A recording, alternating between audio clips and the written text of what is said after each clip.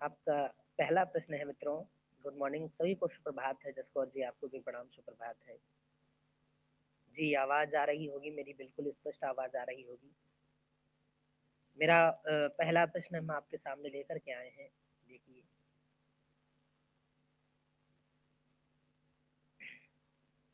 पहला प्रश्न ये लीजिए, इसको करिए और बताइए कि कौन सा कथन सत्य नहीं है। यह अपेक्षा की जाती है कि शोधकर्ता एक विस्तृत अध्ययन वाला व्यक्ति होगा। जी जी जी, मैं बोल तो रहा हूँ, लगातार बोल रहा हूँ। उत्तर दें इसका। कौन सा कथन सत्य नहीं है।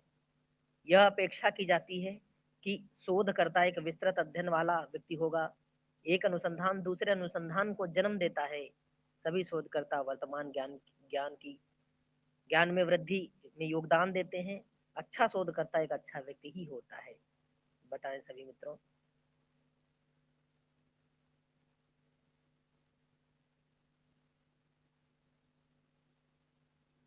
जी,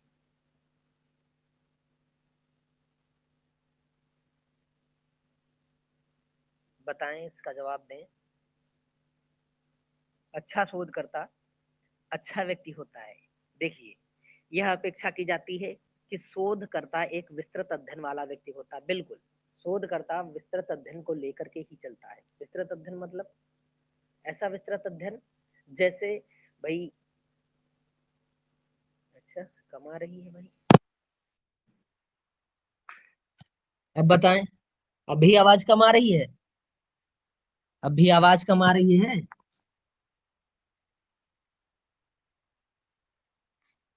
मेरी आवाज स्पष्ट आई? हाँ, ठीक है। देखिए, यह अपेक्षा की जाती है कि शोधकर्ता एक विस्तृत अध्ययन वाला व्यक्ति होगा। हाँ, बिल्कुल होगा। शोध एक बहुउद्देशीय प्रक्रिया है। वह विस्तृत होती है। विस्तृत ही होती तभी तो शोध किया जाता है भाई। कितना सारा आपके पास ज्ञान होता है। कहते हैं आपको सिर्फ पढ़ना, पीएचडी नहीं करना। पीएचडी मतलब करना, बहुत किताबें पढ़नी पड़ती, बहुत सब कुछ करना पड़ता है दोस्तों। तो यह अपेक्षा की जाती है कि शोधकर्ता एक विस्तृत अध्ययन वाला व्यक्ति होगा। हाँ, होगा। एक अनुसंधान दूसरे अनुसंधान को जन्म देता है। मैंने बताया था ना कि अनुसंधान चक्रीय प्रक्रिया है। कैसी प्रक्रिया है? चक्रीय प्रक्रिया है। वह चक्र में होता है। तो एक अनुसंधान को, एक समस्या को निपटाते निपटाते आप दूसरी समस्या में पड़ जाते हैं। फिर उसका निराकरण करते, फिर तीसरी समस्या में पहुंच जाते हैं। इस प्रकार एक समस्या को हटाते हटाते दूसरी समस्या जन्म ले लेती। कहने का तात्पर्य है कि एक अनुसंधान दूसरे अनुसंधान को जन्म देता है। सभी शोधकर्ता वर्तमान ज्ञान की वृद्धि में योगदान देते हैं। बिल्कुल देते हैं भाई। जो वर्तमान ज्ञान तुम्हारा है, वो शोध करके लाएंगे, और शोध करने के उपरांत जो प्रस्तुत करेंगे, वह क्या होगा? वह नए सिद्धांत और नया ज्ञान होगा। अतः हमारा कौन सा विकल्प इसमें सही है? कथन पूछा है, कौन सा सत्य नहीं है। तो कौन सा सत्य नहीं है? अच्छा शोधकर्ता अच्छा व्यक्ति ही होता है। यह कोई जरूरी नहीं है भाई कि एक अच्छा शोधकर्ता अच्छा व्यक्ति ही हो। यह कोई जरूरी नहीं कि वह, कि जो कहा जा रहा है कि वह अच्छा ही होगा। अच्छा क्या, उसका व्यवहार गलत हो सकता है। वह शोध अच्छा कर सकता है, लेकिन उसका व्यवहार जो है गलत हो सकता है। आने वाले प्रश्न पर, अगला प्रश्न हमारा है, यह प्रश्न आपको समझ में आया होगा, आशा है। अगला प्रश्न देखिए।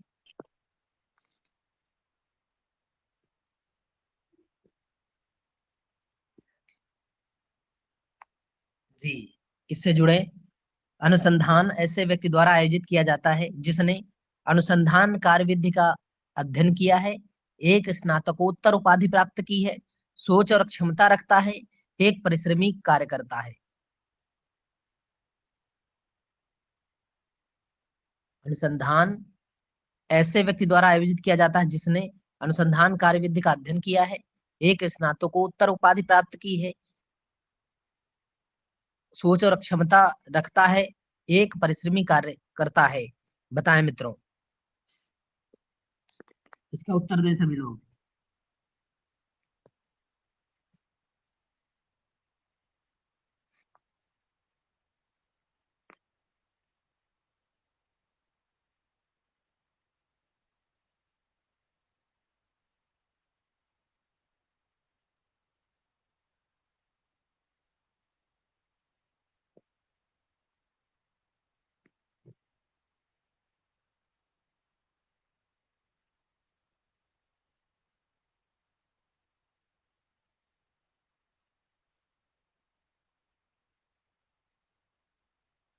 क्या है? सोच और क्षमता रखता है। अनुसंधान ऐसे व्यक्ति द्वारा आयोजित किया जाता है जिसने क्या किया हो? अनुसंधान कार्यविधि का अध्ययन किया हो। या कोई जरूरी नहीं कार्यविधि, चलो आपने कार्यविधि पढ़ ली, आपने प्रोसेस पढ़ लिया अनुसंधान का, ठीक है मान लिया। फिर एक स्नातकोत्तर उपाधि। देखिए प्रश्न तो सब सही है, इसमें ऑप्शन तो सब ठीक है, लेकिन आपको क्या करना है?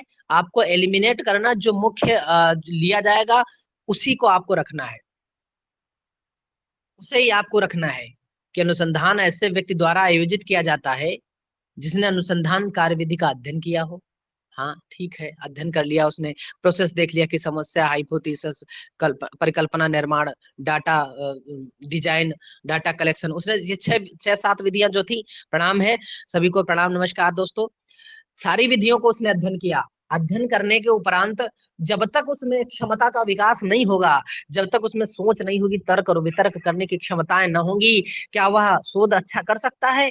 नहीं कर सकता है। अनुसंधान ऐसे व्यक्ति द्वारा आयोजित किया जाता है जिसमें सोच और क्षमता होनी चाहिए, तर्क की क्षमता होनी चाहिए, विचार की क्षमता होनी चाहिए, क्योंकि जब विचार व्यक्ति करेगा तभी कार्य को अंजाम दे सकता है। ऐसा है, यह प्रश्न आपको समझ आया होगा दोस्तों। अगले प्रश्न की तरफ हम आते हैं। अनुसंधान ऐसे व्यक्ति द्वारा आयोजित किया, अनुसंधान एक स्नातकोत्तर उपाधि प्राप्त हो। स्नातकोत्तर तो आपको पता है कि एमए के बाद ही आपको अनुसंधान में एडमिशन मिलता है। एक परिश्रमी कार्यकर्ता, परिश्रम तो है ही है, यदि आप में सोच और क्षमा समझ होगी तो आप अपने कार्य को अंजाम दे पाएंगे, अपने कार्य को सही ढंग से और ठीक ढंग से कर पाएंगे। अगला प्रश्न मित्रों, यह आपकी सामान्य समझ से संबंधित प्रश्न है।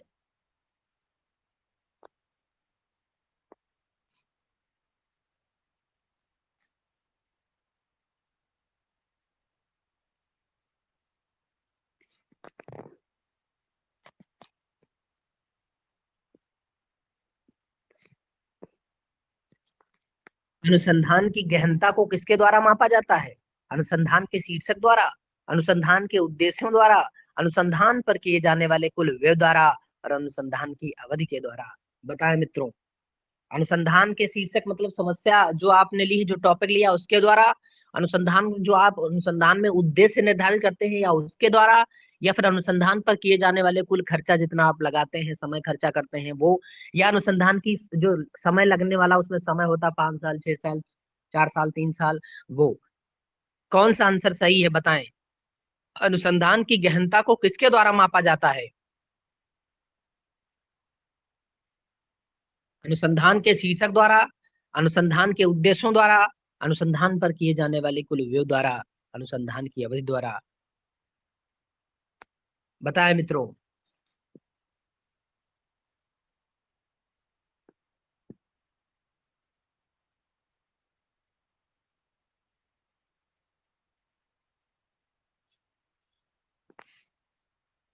बिल्कुल ठीक, बिल्कुल ठीक, बढ़िया उत्तर दिया आप सभी ने, बहुत अच्छा उत्तर दिया आप सभी ने।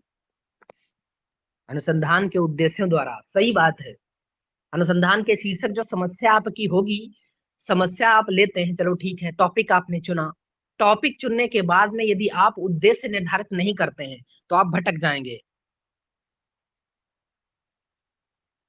हाँ क्विज में उत्तर दीजिए।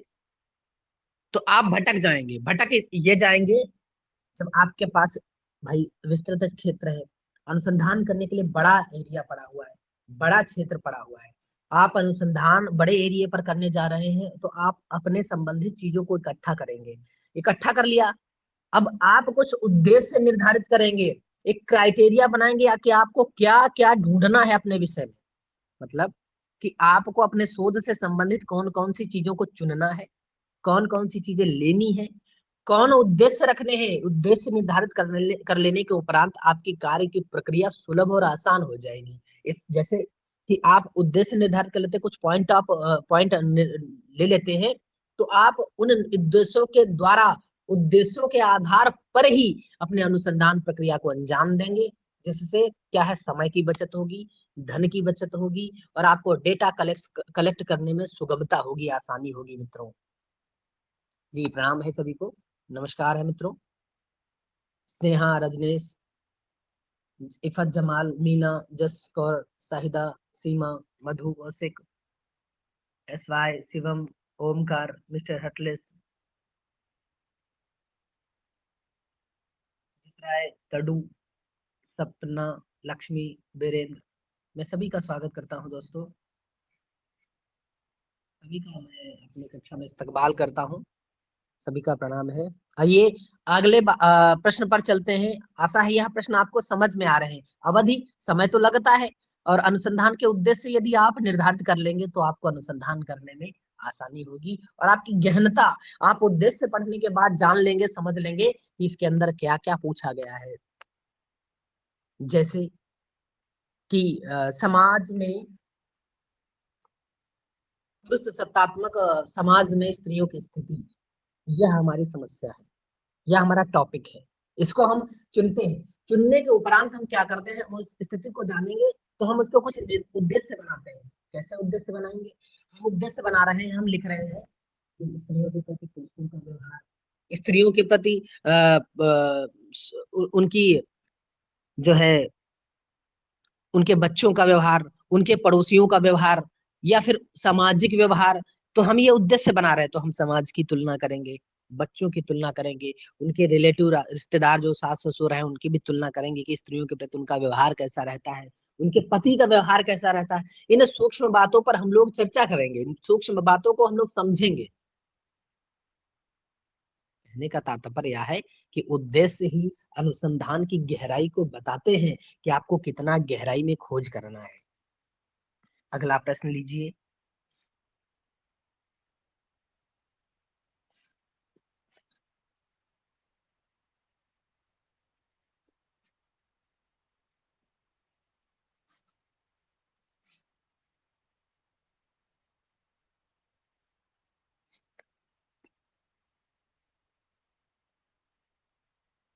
जी, यह लीजिए। गुणात्मक अनुसंधान का अर्थ है या बिना किसा या बिना किसी उद्देश्य से होता है। यह है, यह कर लीजिए, यह बिना किसी उद्देश्य से होता है। यह मुख्य रूप से घटना के समन्वेषण से संबंधित है। यह संख्यात्मक तथ्यों के संग्रह और विश्लेषण से संबंध रखता है। ऊपर में से कोई नहीं। बताएं मित्रों, सभी लोग बताएं, इस प्रश्न का जवाब दें। यह बिना किसी उद्देश्य से होता है। यह मुख्य रूप से घटना के समन्वेषण से संबंध रखता है। यह संख्यात्मक तथ्यों के संग्रह और विश्लेषण से संबंध रखता है। ऊपर में से कोई नहीं। सबसे पहले गुणात्मक अनुसंधान को हम लोग समझ लेते हैं। गुणात्मक अनुसंधान है क्या? गुणात्मक अनुसंधान वह अनुसंधान है जिसमें व्यक्ति के गुण, दोषों, क्रियाकलापों, विचारों आदि का अध्ययन किया जाता है। मतलब इस प्रकार का वह अध्ययन होता है कि उसमें जो मानसिक क्षमताएं हैं, जो उसमें सोचने की क्षमता है, जो उसका व्यवहार है, वह सब गुणात्मक के अंतर्गत आता है। कहने का तात्पर्य, हमारे साथ इतने लोग जुड़े हैं और उत्तर दिया है सिर्फ 9 लोगों ने। उत्तर दीजिए सभी लोग भाई, उत्तर दो, आंसर दो सभी लोग।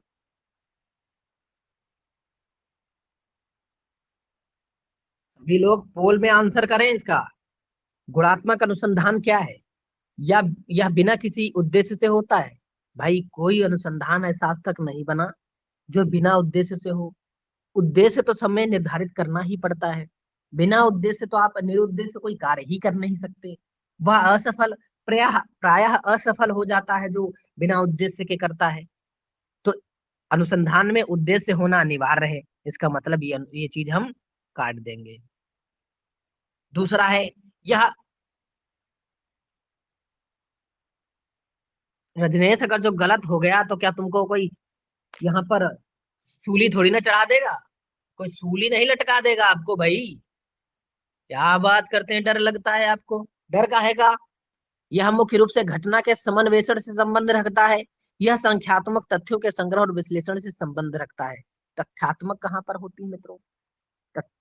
संग्रह और विश्लेषण, संग्रह एक, जहां पर कलेक्ट की बात आए, जहां पर नंबरों की बात आए, जहां पर तथ्यों की बात आए, वहां पर क्या होता है?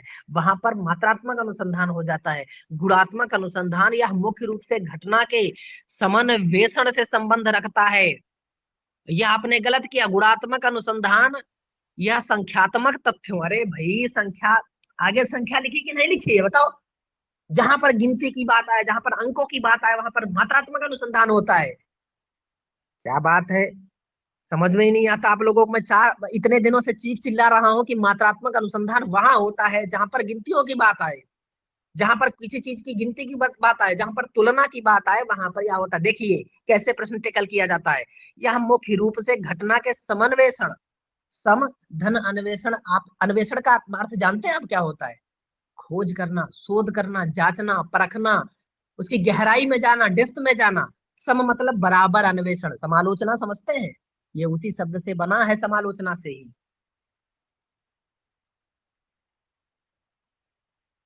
समन्वेषण, बराबर खोज करना, उसके गुणों को जानेंगे हम, उसकी क्षमताओं को जानेंगे, उसके विचार को जानेंगे, उसकी समझ को जानेंगे, उसके विवेक को जानेंगे, उसके बुद्धि को जानेंगे। अतः ये इसमें बी सही है। समन्वेषण का अर्थ होता है समान्वेषण, उस पर संपूर्ण बराबर मात्रा में शोध करना। इस बात को समझ रहे होंगे सब लोग, समझ लो।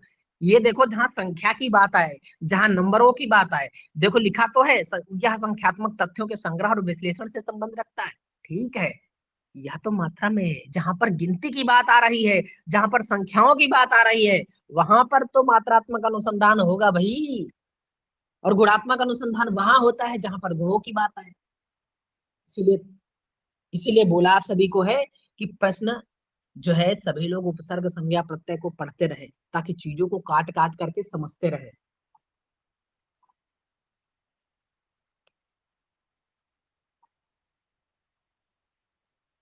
जी, अगला प्रश्न है हमारा। समझ आ रहा है मित्रों? आज की कक्षा समझ आ रही है सभी को? हमने 3 प्रश्न अभी तक किए हैं। जी, बहुत अच्छी बात है। अच्छा, अगला प्रश्न लीजिए। अगला प्रश्न लीजिए, मैं दे रहा हूं आपको। अगला प्रश्न लीजिए, देता हूं।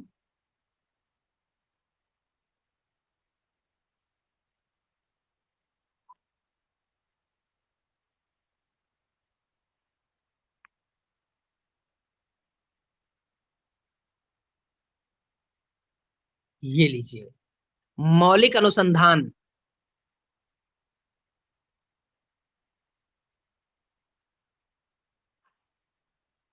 क्या कहता है? मौलिक अनुसंधान आमतौर पर किस परिस्थिति में होता है, यह आपको बताना है सभी को। मौलिक अनुसंधान आमतौर पर किस परिस्थिति में होता है? कक्षा में, क्षेत्र में, प्रयोगशाला की स्थिति में, या फिर सामाजिक परिस्थिति में।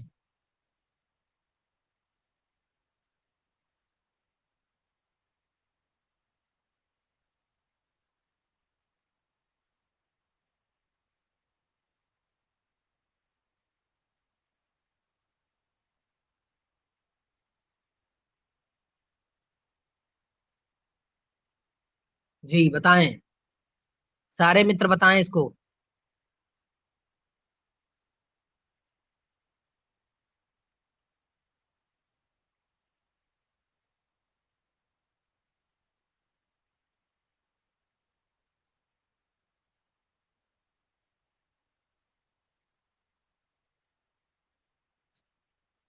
बताएं मित्रों। मौलिक अनुसंधान आमतौर पर किस परिस्थिति में किया जाता है? कक्षा में, क्षेत्र में, प्रयोगशाला की परिस्थिति में, सामाजिक परिस्थिति में। किस में किया जाता है मित्रों, बताएं। मौलिक अनुसंधान आमतौर पर किस परिस्थिति में किया जाता है?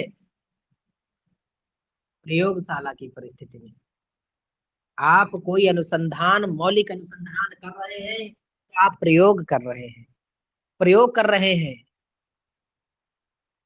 जीन पियाजे ने संज्ञानात्मक विकास का सिद्धांत दिया, तो उन्होंने क्या किया अपने बच्चे के ऊपर? प्रयोग किया। सामाजिक परिस्थिति में तो कहां पर सामाजिक परिस्थिति को ले गए वो तो प्रयोग कर रहे हैं। कोई नियम कानून जब निर्धारित किए जा रहे हैं, तो सबसे पहले उन पर प्रयोग किया जा रहा है, उनको बनाया जा रहा है, उनको समझा जा रहा है। मैं बताता हूं आपको कैसे। मौलिक अनुसंधान का अर्थ क्या है?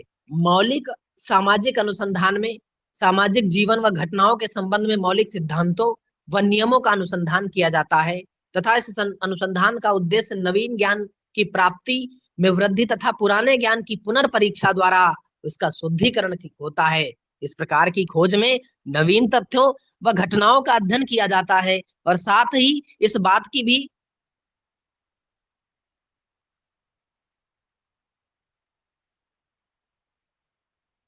वाइगोत्स्की समाज तो विगोत्स्की का है, प्रयोग जीन पियाजे का है।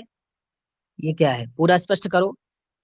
वह नियम है, अध्ययन किया जाता है और इस बात की भी जांच की जाती है कि जो प्रचलित पुराने सिद्धांत व नियम है ये वर्तमान परिस्थितियों के संदर्भ में सही है अथवा नहीं। हो सकता है कि नवीन परिस्थितियों में पुराने सिद्धांत व नियम खरे उतरे हैं, या भी हो सकता है कि नवीन परिस्थितियों के अनुसार उनमें कुछ आवश्यक सुधार, कुछ परिवर्तन करना आवश्यक हो जाए। यह सब क्या है, या किस अनुसंधान के विषय में बात कर रहे हैं, या हम उस अनुसंधान के विषय में बात कर रहे हैं। मौलिक अनुसंधान क्या है?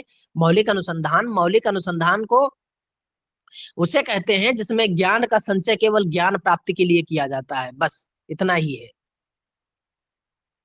मौलिक अनुसंधान का उद्देश्य वैज्ञानिक पद्धतियों की सहायता से सामाजिक घटनाओं के कार्य कारण संबंधों को स्पष्ट करना है। सामाजिक घटनाओं की कार्य कारण संबंध को स्पष्ट करना है।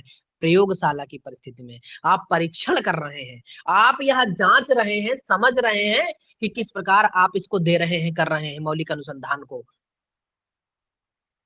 अभी हम इसको स्पष्ट कर रहे हैं।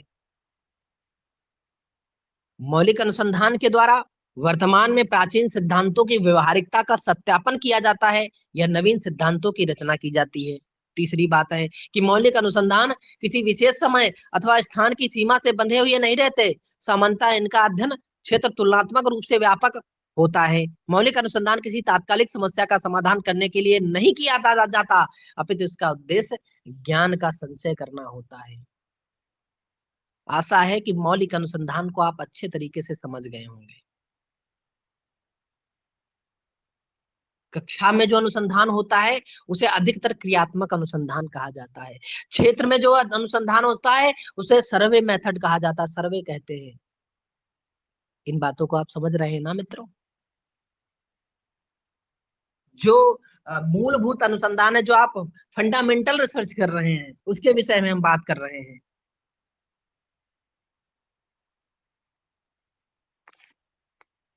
मित्रों आगे बढ़ा जाए, अगला प्रश्न लाया जाए।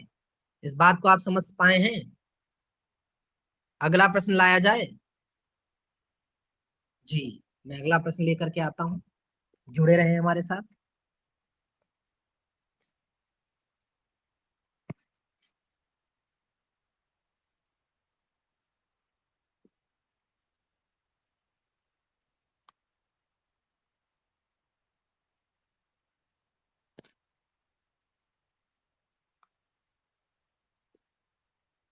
ये लीजिए, किस अनुसंधान में अतीत के अध्ययन के माध्यम से नए तथ्यों की खोज की जाती है?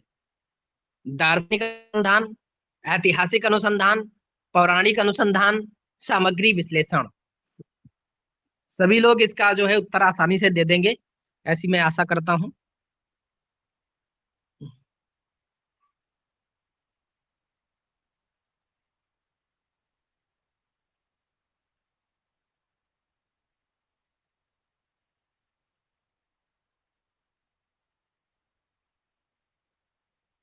मैं ऐसी आशा करता हूं इस प्रश्न का उत्तर सभी दे देंगे, बिल्कुल आराम से।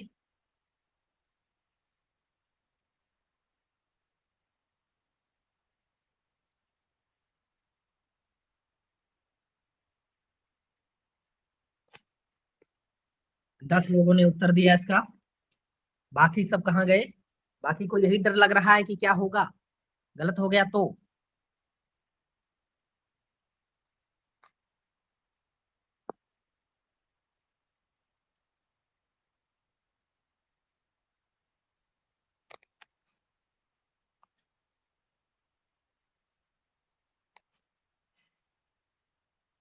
प्रश्न है, फिर से पढ़िए। किस अनुसंधान में अतीत के अध्ययन के माध्यम से नए तथ्यों की खोज की जाती है? दार्शनिक अनुसंधान, दार्शनिक अनुसंधान, ऐतिहासिक अनुसंधान, पौराणिक अनुसंधान, सामग्री विश्लेषण। जो प्रत्यक्षवाद है, प्रत्यक्षवाद और उत्तर प्रत्यक्षवाद, प्रत्यक्षवाद दार्शनिक अनुसंधान में जो है, दार्शनिक अनुसंधान चीजों को लेता है और उसे समझता है।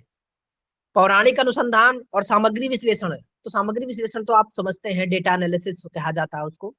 यह तो एक प्रक्रिया का चरण है। पौराणिक अनुसंधान क्या होता है? कुछ नहीं। ऐतिहासिक अनुसंधान, ऐतिहासिक अनुसंधान क्या है कि ऐतिहासिक अनुसंधान विधि, ऐतिहासिक अनुसंधान का संबंध भूतकाल से है। भविष्य को समझने के लिए भूत का विश्लेषण करता है। क्या है कि भविष्य को समझने के लिए भूत का विश्लेषण करता है। ऐतिहासिक अनुसंधान का संबंध ऐतिहासिक समस्याओं के वैज्ञानिक विश्लेषण से है। इसके विभिन्न पद भूत के संबंध में एक नई सूझ पैदा करते हैं, जिसका संबंध वर्तमान और भविष्य से होता है। इसका उद्देश्य क्या होता है मित्रों? इस अनुसंधान का उद्देश्य मैं आपको बता दूं कि ऐतिहासिक अनुसंधान का मूल उद्देश्य भूत के आधार पर वर्तमान को समझना एवं भविष्य के लिए सतर्क होना है। क्या है कि ऐतिहासिक अनुसंधान का मूल उद्देश्य भूत के आधार पर वर्तमान को समझना एवं भविष्य के लिए सतर्क होना है। ऐतिहासिक अनुसंधान का उद्देश्य अतीत, वर्तमान और भविष्य के संबंध स्थापित कर वैज्ञानिकों की जिज्ञासा को शांत करना है। अगला बात है कि ऐतिहासिक अनुसंधान का उद्देश्य अतीत के परिप्रेक्ष्य में वर्तमान घटनाक्रमों का अध्ययन कर भविष्य में इनकी सार्थकता ज्ञात करना होता है। ऐतिहासिक अनुसंधान का अर्थ। आगे बढ़ते हैं हम। अगला प्रश्न हम लेकर के आते हैं मित्रों।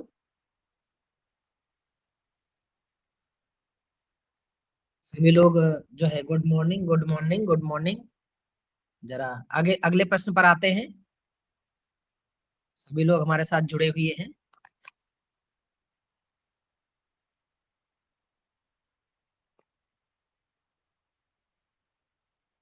अगला प्रश्न लेकर के हम आते हैं। आइए। Good morning Raju.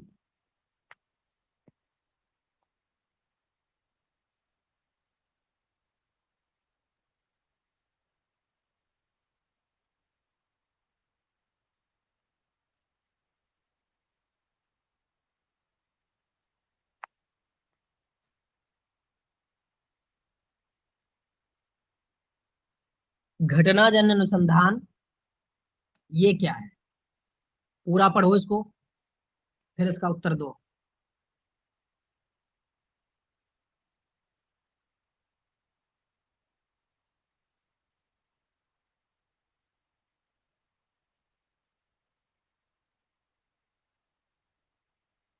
नाम सभी को। घटनाजन्य अनुसंधान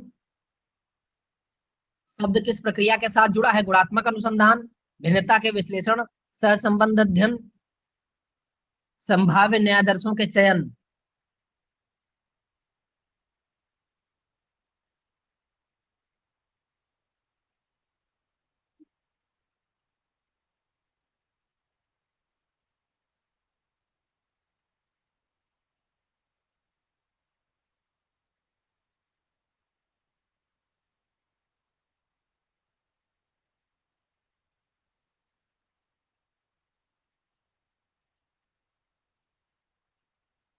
घटनाजन्य अनुसंधान किस प्रक्रिया से जुड़ा है?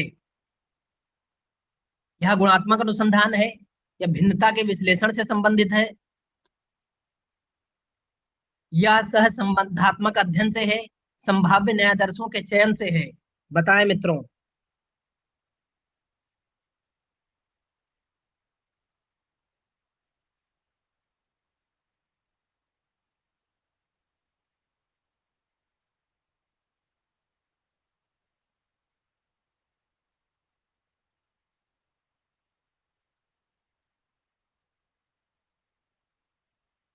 घटनाजन्य अनुसंधान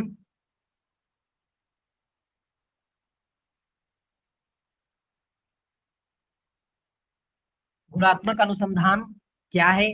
भिन्नता के विश्लेषण से, सह संबंध के अध्ययन से, संभाव्य न्यायादर्शों के चयन से। गुणात्मक अनुसंधान, गुणात्मक में गुण दोषों को देखा जाता है मित्रों। और घटनाजन्य किसी घटना के घटित होने पर क्या संबंध था?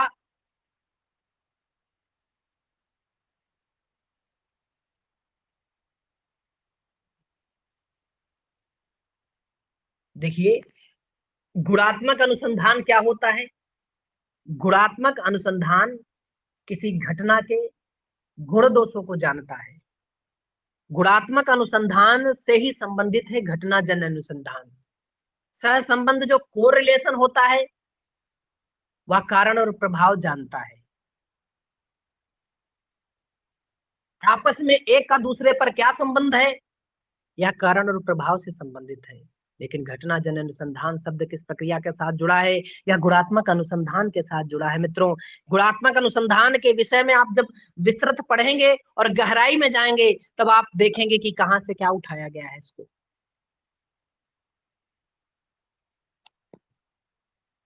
आगे हम बात कर लेते हैं अगले प्रश्न पर।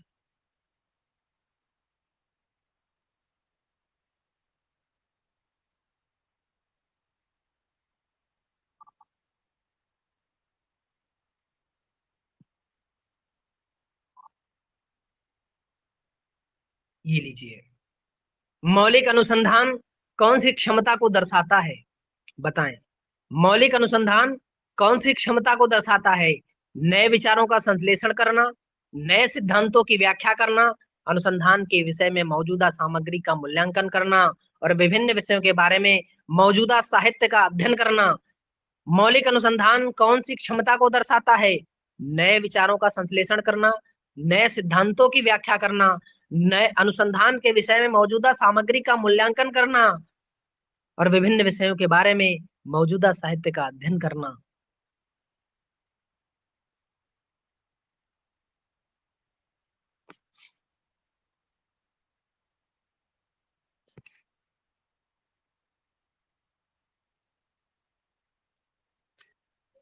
देख लीजिए, पहले मौलिक अनुसंधान के विषय में समझ लीजिए आप सभी लोग कि मौलिक अनुसंधान क्या है। हमने अभी बोला था मौलिक अनुसंधान क्या है। मौलिक अनुसंधान किन्हीं नवीन तथ्यों की खोज,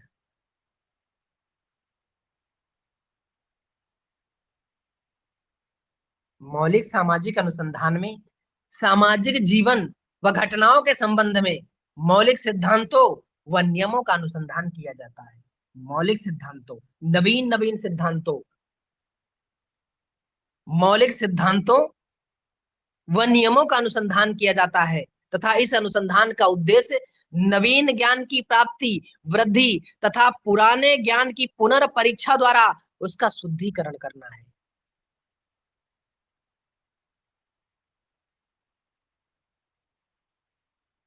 मित्रों, इस प्रकार की खोज में नवीन तथ्यों व घटनाओं का अध्ययन किया जाता है।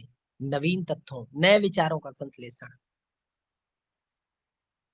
और साथ ही इस बात की भी जांच की जाती है कि जो प्रचलित और पुराने सिद्धांत व नियम है वे ये वर्तमान परिस्थितियों के संदर्भ में सही हैं अथवा नहीं है। वर्तमान परिस्थितियों के संदर्भ में सही है, पुराने विचार हैं या नहीं है, हम यह चीज देखते हैं, समझ रखते हैं इस चीज की।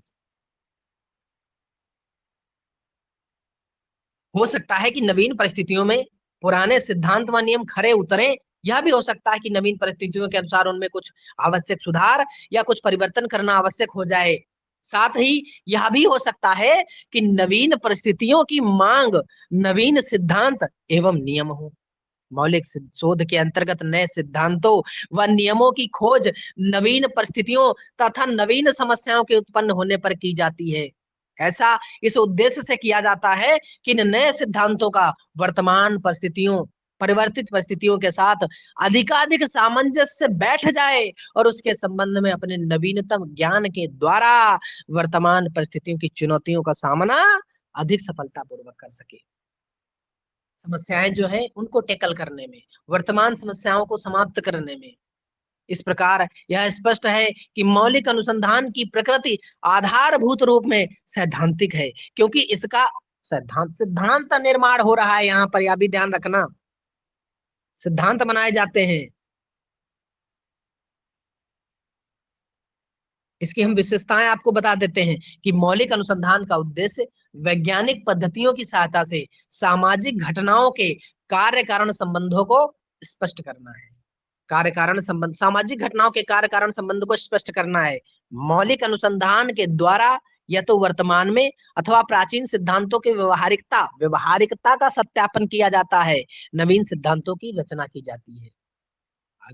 मौलिक अनुसंधान किसी विशेष समय अथवा स्थान की सीमा से बंधे हुए नहीं रहते, क्योंकि नया बनेगा तो वह कोई सीमा में नहीं जाएगा, कोई समय में नहीं जाएगा, वर्तमान कालिक होगा, वर्तमान में उसका निर्माण करेंगे। सामान्यतया इनका अध्ययन क्षेत्र तुलनात्मक रूप से विस्तृत होता है।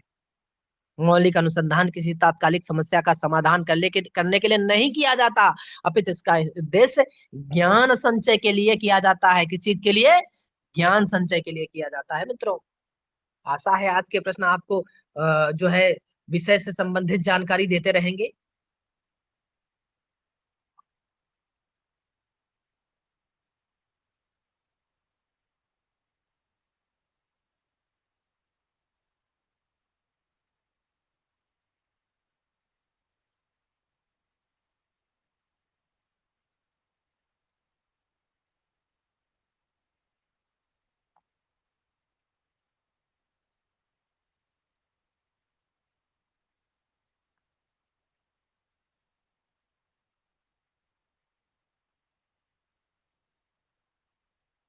ये देखिए, क्षेत्र कार्य पर आधारित अनुसंधान को किस रूप में वर्गीकृत किया जाता है? क्षेत्र कार्य।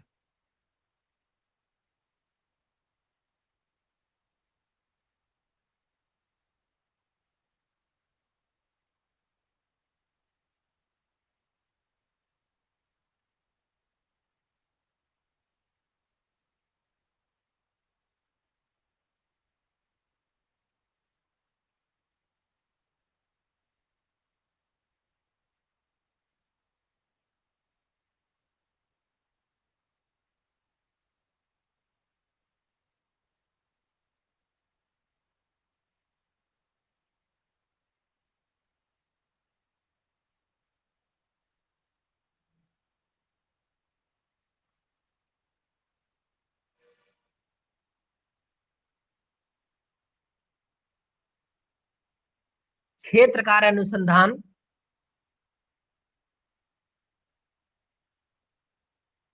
कौन सी प्रणाली उपयुक्त होती है? क्या क्षेत्र कार्य पर आधारित अनुसंधान को किस रूप में वर्गीकृत किया गया है? अनुभव सिद्ध, ऐतिहासिक, प्रायोगिक और जीवनी परक। क्षेत्र कार्य में अनुसंधान की कौन सी प्रणाली प्रयुक्त होती है, इस विषय में हम थोड़ी चर्चा कर लेते हैं।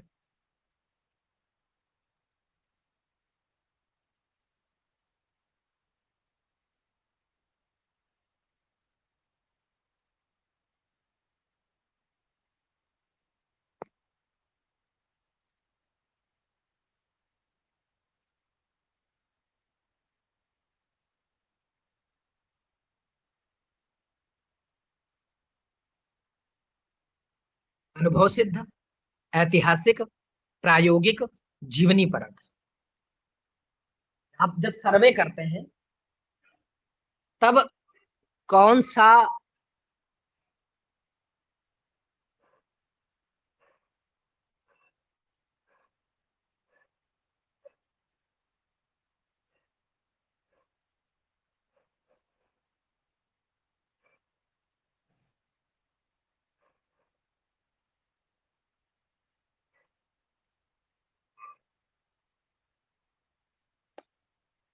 अनुभव सिद्ध, ऐतिहासिक, प्रायोगिक और जीवनी परक। जीवनी परक आप किसी का ले रहे हैं तो उसमें क्या होता है? वह व्यक्ति अध्ययन हो जाएगा। किसी एक विशेष व्यक्ति के बारे में वर्णन करना वह व्यक्ति अध्ययन माना जाएगा। प्रायोगिक क्या होता है? एक्सपेरिमेंटल हो जाता है भाई। ऐतिहासिक हिस्टोरिकल हो जाता है। और अनुभव सिद्ध अनुसंधान जो आप अनुभव करते हैं, जिन चीजों को आप सीखते हैं, जानते हैं, समझते हैं, खुद करते हैं, वह अनुभव सिद्ध के अंतर्गत आएगा दोस्तों। ऐसा है, इन प्रश्नों से एकदम स्पष्ट आपकी समझ, एक अवधारणा बन रही होगी। आप चीजों को अच्छे तरीके से समझ पा रहे होंगे।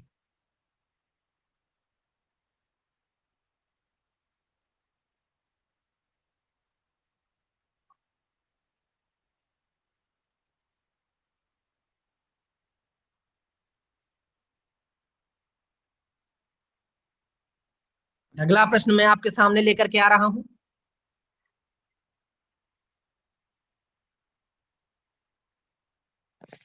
ये लीजिए, कौन सा शोध स्थानीय समस्याओं के लिए उपयोग में लाया जाता है?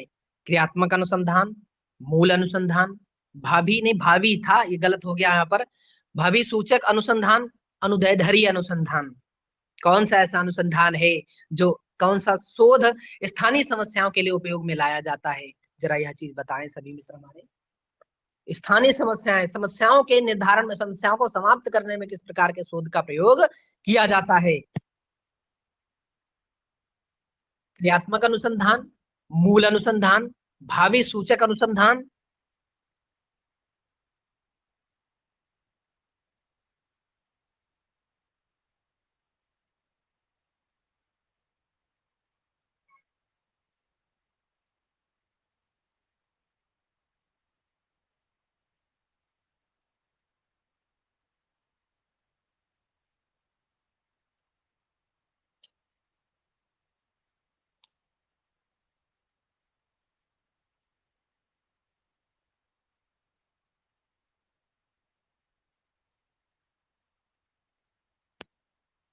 देखिए, मूल अनुसंधान क्या है? मूल अनुसंधान तो आप समझ गए हैं, फंडामेंटल रिसर्च। भावी सूचक अनुसंधान क्या है? भविष्यकालिक जो निष्कर्ष निकाले जाते हैं, इतिहास से संबंधित जो होता है, ऐतिहासिक अनुसंधान होता है। भावी सूचक अनुसंधान क्या होता है? जो भविष्यकालिक निष्कर्ष निकाले जाते हैं। अनुदैर्ध्य क्या होता है? यह एक प्रकार का ऐसा अनुसंधान है जो क्रॉस सेक्शनल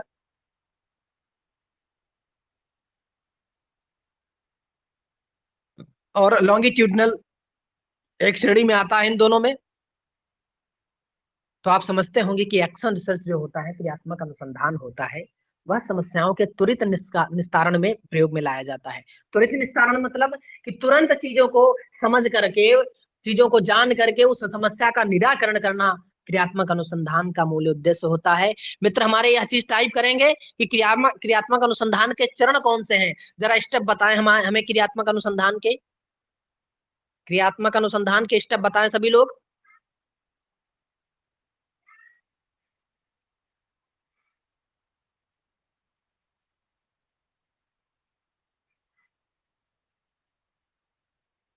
बताएं क्रियात्मक अनुसंधान के स्टेप।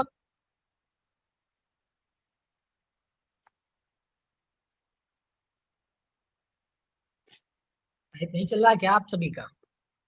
वैसे बहुत, मतलब अभी शुरू कर दें तो अभी देखो कैसे बोलते हो।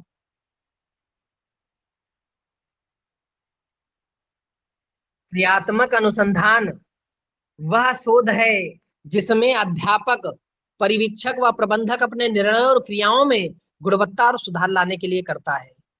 क्रियात्मक अनुसंधान एक ऐसी प्रक्रिया है जिसके द्वारा किसी क्षेत्र के कार्यकर्ता अपनी समस्याओं का वैज्ञानिक ढंग से अध्ययन करते हैं, ताकि वे जो निर्णय लेते हैं तथा जो कार्य करते हैं उनको सही दिशा मिल सके, उनमें सुधार किया जा सके तथा उनका मूल्यांकन किया जा सके। मित्रों, इसमें क्या होता है कि क्रियात्मक अनुसंधान में विद्यालय की समस्याओं का विधि पूर्वक अध्ययन किया जाता है। इसमें अनुसंधानकर्ता विद्यालय के शिक्षक, प्रधानाध्यापक, प्रबंधक और निरीक्षक स्वयं ही होते हैं। इस अनुसंधान का मुख्य उद्देश्य विद्यालय की कार्यप्रणाली में संशोधन कर सुधार लाना है।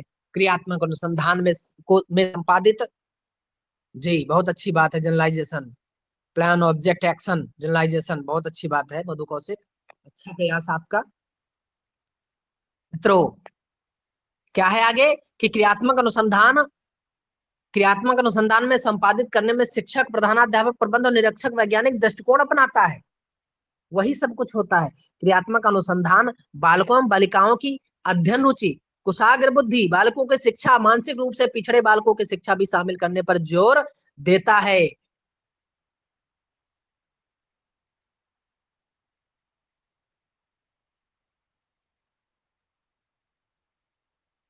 तो आप समझ गए होंगे क्रियात्मक अनुसंधान क्या है, इसकी विशेषता के बारे में, कि क्रियात्मक अनुसंधान अधिकतर शैक्षिक अनुसंधान होता है, शिक्षा के लिए इसको प्रयोग किया जाता है। और खासकर जो हम लोग अनुसंधान करते हैं वह शैक्षणिक अनुसंधान ही है। वह साहित्य, जो हम लोग शिक्षा के क्षेत्र के लिए अनुसंधान करते हैं वह शैक्षिक अनुसंधान, जितना भी हम अनुसंधान पढ़ रहे हैं कर रहे हैं वो सब शैक्षिक अनुसंधान है। और वैज्ञानिक अनुसंधान वह होते हैं जो वैज्ञानिक लोग किया करते हैं। बिल्कुल बिल्कुल बिल्कुल।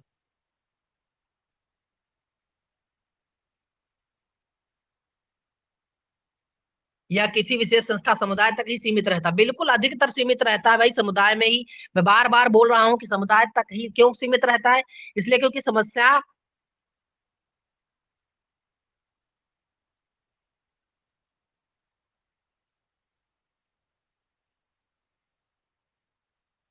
देखो, क्रियात्मक अनुसंधान त्वरित समाधान के लिए प्रयोग में लाया जाता है। सीधी सी बात मैं आपको बता देता हूँ कि क्रियात्मक अनुसंधान त्वरित, एक्शन रिसर्च त्वरित समस्याओं के लिए प्रयोग में लाया जाता है।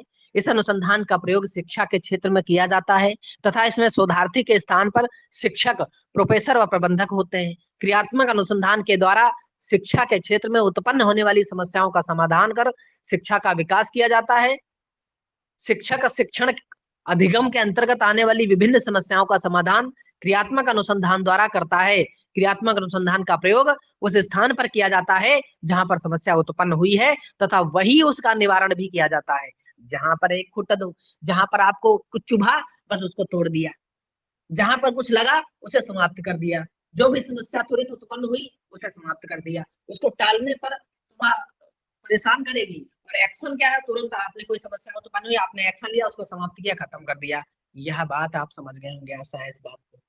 तो मित्रों, आज के प्रश्न यहीं तक रहेंगे हमारे। 10 प्रश्न हमने टाइप किए थे, 10 प्रश्न आपको हमने दिए हैं। आप अवधारणा समझ बना चुके होंगे। अब हम दो एक पॉइंट छोटे छोटे रह गए, उन पर चर्चा कर लेंगे आने वाले समय में। एक तो है फॉर्मेटिंग शैली, लेखन शैली की कैसे आप शोध में लिखेंगे। एपीए क्या है, एमएलए क्या है, काफी लोगों को इसमें दिक्कत होती है कि ऑथर डेट वाली और पेज ऑथर वाली कौन कौन सी होती है। इसमें एपीए क्या है, अमेरिकन एसोसिएशन लैंग्वेज, एमएलए क्या है, मॉडर्न लैंग्वेज एसोसिएशन। तो ये चीज देख लेनी है आपको, इनको समझ लेना है, इनमें क्या मेजर अंतर होता है, इसको कैसे लिखते हैं, कैसे इसका प्रयोग करेंगे अपने साहित्य में। क्योंकि यहाँ से प्रश्न पूछ देते हैं, चीजों को आगे पीछे वो रख देते हैं, कहाँ पर हम जो है ऑथर का नाम डालेंगे, उसके जन्म तिथि उसका समय कब डालेंगे, पृष्ठ संख्या कब पड़ेगा, प्रकाशन का नाम कहाँ पर पड़ेगा, प्रकाशन जो है किसने प्रकाशित करवाया उसका नाम कहाँ पर पड़ेगा, उसका पृष्ठ कहाँ पर पड़ेगा। ये चीजें और उसकी विशेषताओं को हम समझेंगे। एक दो कक्षाएं और इस पर लेंगे, उसके बाद हम संगोष्ठी, शाला, प्रयोगशाला, इन सब चीजों पर चर्चा करेंगे। तो ये एक दो कक्षाओं में ये सब कुछ समाप्त हो जाएगा। हम शोध को यहीं तक रखेंगे, उसके बाद आगे वाली यूनिट पर चलेंगे। बहुत बहुत धन्यवाद मित्रों, आप सभी लोग हमारे साथ जुड़े रहे। और यह कक्षा आपको रिकॉर्डेड भी मिलेगी। हमारे ग्रुप का टेलीग्राम चैनल है, उसे आप ज्वाइन कर सकते हैं। हमारा यूट्यूब चैनल भी है, वहां पर भी आप सर्च करें जाएं, वहां पर भी अनवरत कक्षाएं चल रही हैं। मैं ऐसा जो है कोई मित्र हमारे जो है उसको यूट्यूब चैनल का लिंक शेयर कर दें यहाँ पर। यदि हमारे सर जुड़े हैं तो वो शेयर कर देंगे। ओपी सर यदि हमारे साथ हुए हैं तो वो शेयर करेंगे। नहीं तो कोई मित्र यहाँ पर शेयर कर दे उठा करके, ये लीजिए डिम्पल मैम ने शेयर कर दिया, इसीलिए ले आप इससे जुड़ सकते हैं। और आपको यह कक्षा जो आपने आज सुना है, यह रिकॉर्डेड आपको वहां पर मिल जाएगा। इसका जो है ऑडियो फॉर्मेट आपको यूट्यूब चैनल पर मिल जाएगा। इसको कई बार सुने, कई बार समझे चीजों को। जब समझेंगे तब आप कर सकते हैं और करेंगे, चीजों को बनाए रखें। मैं सभी से अब अनुमति चाहता हूँ मित्रों, आप सभी का मैं समय शुभ हो, ऐसा ऐसी कामना करता हूँ ईश्वर से, ऐसी जो है मेरी दिली इच्छा है। हमारे मित्र हमारे साथ जुड़े रहे, सभी का मैं धन्यवाद ज्ञापित करता हूँ दोस्तों। हमारे यूट्यूब चैनल को ज्वाइन करें और आने वाली कक्षाओं का आनंद लेते रहें। आपके जो है मैसेज, आपकी प्रतिक्रियाएं हमें ऊर्जान्वित करती हैं। धन्यवाद मित्रों, आप सभी का समय शुभ हो।